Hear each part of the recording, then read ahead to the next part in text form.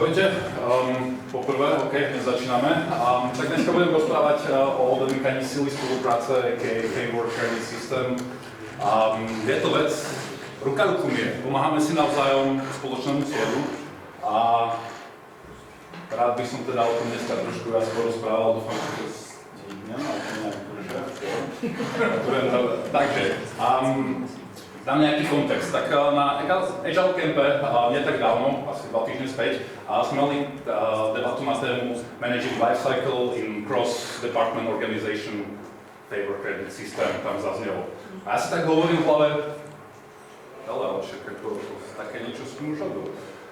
A samozrejme som sa zamyslel, bolo ma to, ale boli také 4 veci, na ktorými som sa zamyslel. Takže kde všade, ako som to aplikoval, ako mi to pomohlo, aké to má nevýhody a ako s tým pracovať lepšie. Je to dosť vec, ktorá vlastne funguje všade. Takže kde všade som to aplikoval? Aha, moment, si hovorím úplne všade. Prakticky v každej práci, odkedy som začal nejaký ten svoj kariérny postup alebo kariéru, tak všade som kolaboroval s ľuďmi. Takže to bol ten taký môj aha moment a také uvedomenie, že veľa vecí som robil nevedome. Takže mám nejaké príklady. Prvý príklad. Organizácia, v ktorej som pracoval, bol support, technický support proste pre zákazníkov, pre koncových zákazníkov. A rozdelenie týmov bolo také, že bol level 1 support, klasika, ľudia dvíhajú telefóny, odpovedajú dotázy zákazníkov, riešia ich technické problémy. A potom bol level 2, ktorý bral práve eskalácie, keď zákazník zavolal, chcem rozprávať s manažerom, nefungujú mi systémy. Prečo ma to tak nejak zaujímalo? Tak tým, že som si tým prešiel, tak som vedel, a mal som svoj tým už, tak som vedel, že proste ten tým, a to ide hrozne rýchlo, takže proste, keď bude support brať koly a nebudú odpovedať chaty, tak proste sa nikam nedostaneme a bude tam fronta zákazníkov. Takže asi tak nejak skratke a vlastne ako mi to pomohlo, tým, že som bol ten, ktorý bral eskalácie a sa snažil nejakým spôsobom ako pomáhať, tak vlastne bolo to, že môj tým mal support, boli ako motivovaní a tým pádom nejakým spôsobom to fungovalo. A druhý cross-department development, príklad, takže máme tým, ktorého data bafame, má deadline na doručenie nejakých zmien, ale samozrejme oni nejak zabudli v tom celom procese, že nás potrebujú dať vedieť, aby sme spravili zmeny a tak ďalej a tak ďalej. Takže náš tým po dohode s product ownerom využil čas kapacít na to, aby sme našli spôsob, ako tomu inému týmu pomôcť a doručiť to v termíne, ktorý potrebujú. Bolo to akože dosť šialené, ale nejakým spôsobom to fungovalo. Vidíte, raz som rýchly, raz pomalej. Takže pracovali sme s tým týmom intenzívne, denne sme s nimi komunikovali, vlastne s tým oddelením celým a nakoniec sa nám podarilo náš spôsob, ako doručiť aj zmeny na našej strane úplne včas. Takže to bol taký akože celkom success a to bola taká služba. Nemuseli sme, ale našli sme si spôsob, akým im pomôcť. A o nejaký čas neskôr, teraz sa bavíme o tom, ako nám to pomohlo, pri vývoji našej novej funkcionality Presearch sme týždeň pre týždeň doručenia objavili nejaký edge case, ktorý nám bradil v tom, aby sme celú funkcionalitu doručili. Zmenu, ktorú sme potrebovali, bola práve na strane toho týmu, ktorému sme minule pomohli.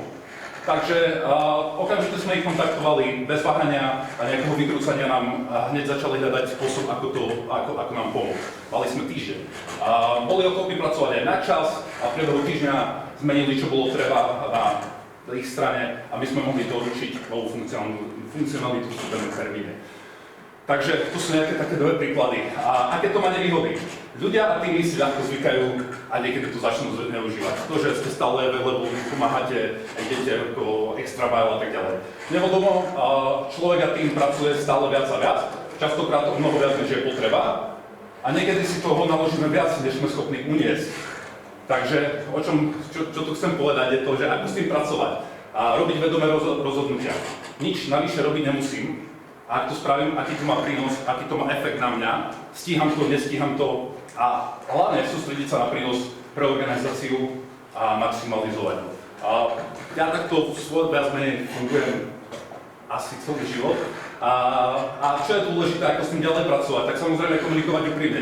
Nerobiť tak, že ja ti teraz pomôžem, ale mám to od teba. A to veľmi nefunguje. Poznáte to určite z korporátov, z rôznych prací, že proste sú ľudia, ktorí to takto na to idú.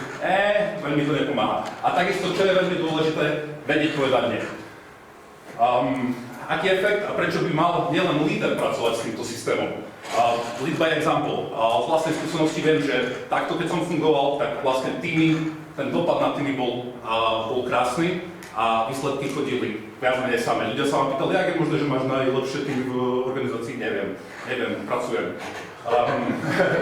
A samozrejme, mám tu niečo, použil som AI, ChatGPT, takže v rámci agilnej organizácie môže systém tu za láskavosť byť neformálnym mechanizmem, kde jednotlivci nebo týmy vymenujú láskavosti nebo si navzájem pomáhajú pri dosahovaní spoločných cieľov. To dobre zapadá do princípu spolupráce a vzájomnej pomoci, ktoré sú stageny pro agilitu.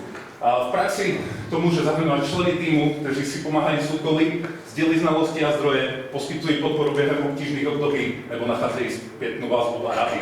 Časem si jednotlivci vytvářajú kredit, dobré vôle, v organizácii na základe pomoci, ktorú poskytujú ostatním a mohol túto dobrú vôľu využiť, když sa vypotrebujú.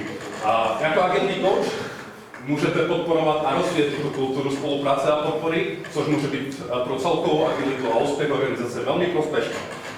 Podporuje to pocit týmovej práce, dôvery a zdieľané odpovednosti, což je nezbytné pro navigáciu komplexít v agilných transformácií a dosahovaní spoločných cieľov napříč tými. Takže ďakujem za pozornosť. Bolo to, ako to bolo, bez prípravy.